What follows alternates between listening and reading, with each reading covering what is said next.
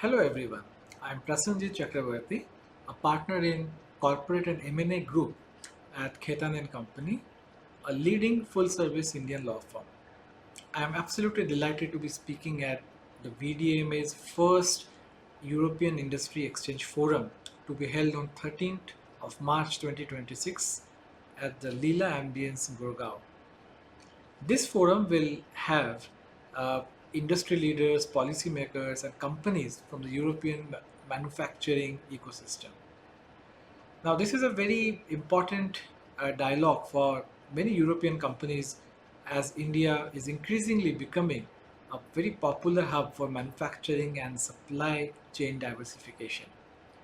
European manufacturing companies has already played a significant role in growth of India's industry ecosystem, and increasingly now they're looking to expand their footprint in India.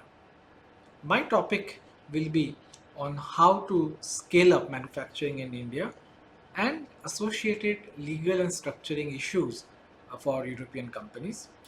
I will try to touch upon practical issues, the ramifications which one should be mindful of when looking to expand one's footprint in India.